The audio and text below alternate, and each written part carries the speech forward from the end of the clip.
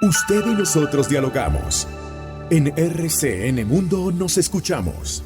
8 de la mañana, 35 minutos. Seguimos con información internacional y hemos reseñado aquí en RCN Mundo en las últimas horas la orden de Rusia de retirar sus tropas de Jersón, que había sido ocupada desde el inicio de la invasión, ¿verdad, Kelly? Sí, fíjese, amanecimos con un anuncio de Rusia diciendo que concluyó finalmente la retirada de la región ucraniana de Jersón, de la ribera del río Dnipro, y hay una imagen que está rotando a través de redes sociales, Jesús, de algunos soldados ucranianos que están subiendo y ya pusieron finalmente esa bandera ucraniana a ondear en esa ciudad. Recordemos que la región completa de Jersón fue anexionada ilegalmente por Rusia hace más o menos un poco más de un mes. Pues vamos a analizar el tema y saludamos a Jesús Pérez Triana.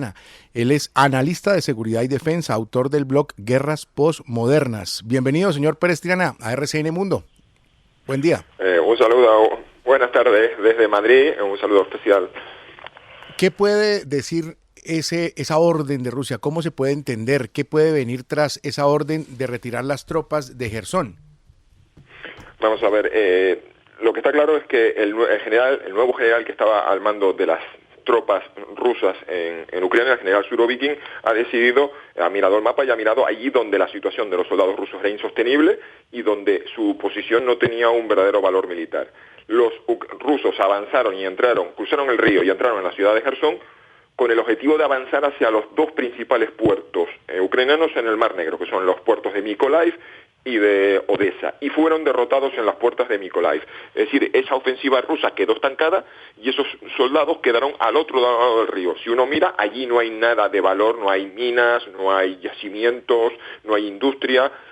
Y en cambio, encima el problema que tenían es que estaban al otro lado del río con dos cuellos de botella, que eran el puente Antonovsky y la presa de Novakhovka.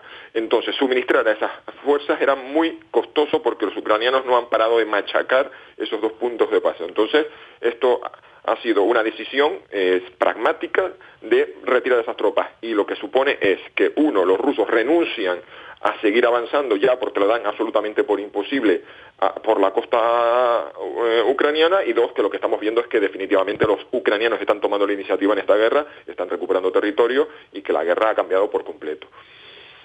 Jesús, esta mañana en esas declaraciones que daba el Kremlin decía que considera la región de Jersón de ellos, pero que se retiran es obviamente por esa contraofensiva. ¿Usted cree que cuáles son los siguientes pasos que debe tomar Ucrania finalmente para recuperar las otras zonas que se anexionó ilegalmente Rusia?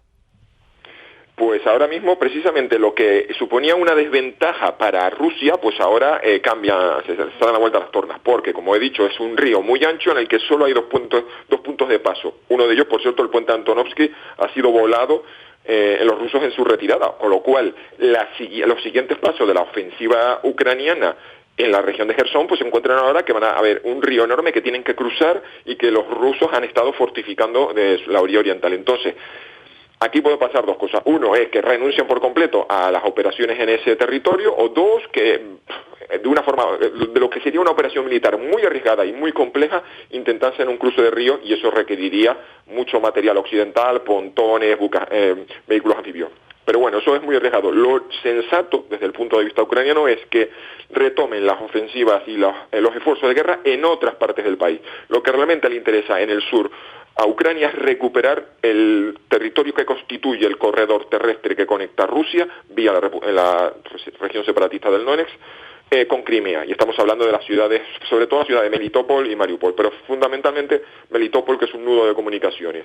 Entonces, si uno mira el mapa, cruzar el río va a ser muy complicado, pero sí hay una conexión terrestre desde el sur de la ciudad de Zaporizhia y toda esa región. Entonces, es probable que si el cruce de río es estimado como algo muy complicado, las operaciones militares ucranianas en el sur del país se van a concentrar al sur de la ciudad de Zaporizhia, en dirección a Melitopol, y mientras tanto, por supuesto, las operaciones siguen en el noreste del país y siguen en el Donbass.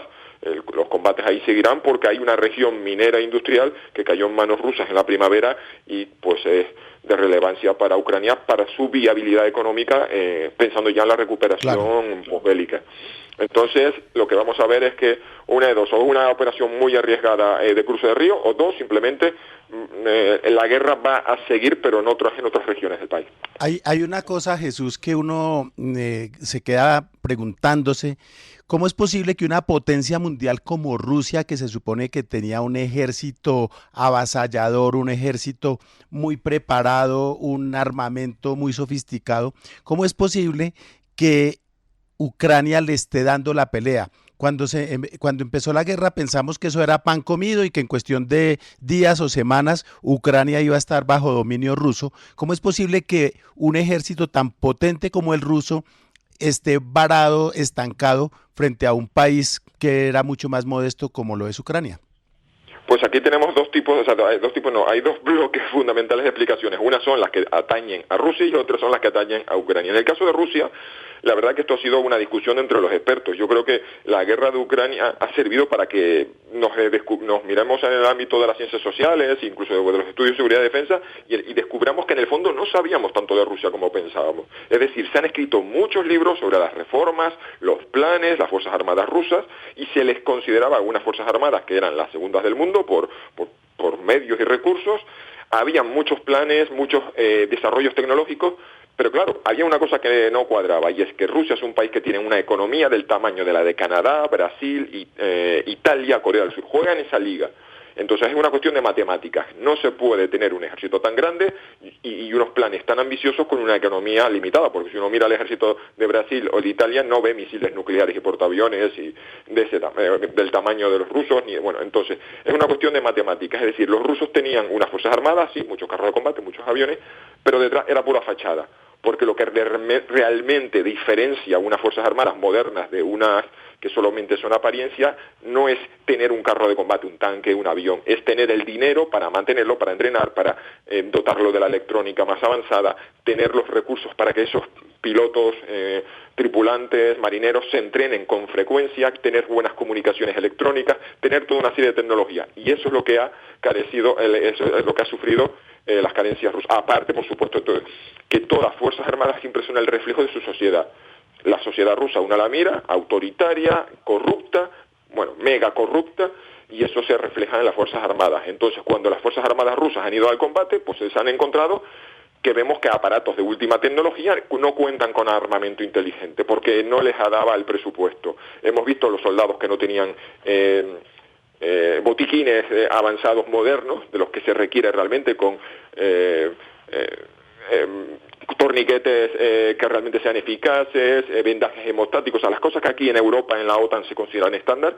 El ejército ruso no miraba los botiquines, una cosa tan simple que provoca la consecuencia ulterior es que los heridos rusos hay una alta probabilidad de que caigan muertos, es decir, que no tiene nada que ver el ratio de heridos y muertos en las operaciones militares occidentales con Rusia. Un montón de cosas que han demostrado que cuando sales a la guerra con un ejército así, y los problemas de corrupción se derivan en la falta de proyectos que se han gastado el dinero y que se ha desviado y que, podríamos hablar una larga lista de problemas estructurales de las Fuerzas Armadas rusas. Luego están los errores estratégicos de que invadir un país tan grande como Ucrania, si uno mira el mapa, compara Ucrania con Francia, con España, con Alemania, es un país muy considerable y hace falta un ejército enorme para ocuparlo. Y en esto Putin ha sido conservador. No lo ha llamado guerra, lo ha llamado operación militar especial.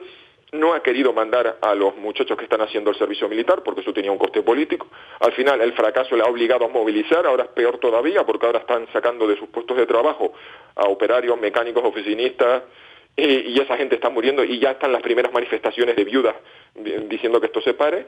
Y luego, por el otro lado, vamos al lado ucraniano, tenemos un país que lucha por su supervivencia. Entonces, después de tantos años de teorizar y discutir sobre la guerra tecnológica, descubrimos que lo inmaterial, lo intangible, el patriotismo, la voluntad, la moral, la unidad, ha sido fundamental. Y ahí habríamos que hablar del liderazgo de Zelensky, habría que hablar de los excelentes generales ucranianos, la voluntad del pueblo de luchar y, por supuesto, las montañas de material militar que ha sido entregado a Ucrania, la inteligencia de la OTAN, fundamental, la cantidad de medios electrónicos y de inteligencia que han estado vigilando esos campos de batalla y facilitando la información a Ucrania. Entonces las listas son enormes en ambos casos, sí. Pero es muy complejo. No se resuelve esta cuestión de qué ha pasado con el ejército ruso en una sola línea. No.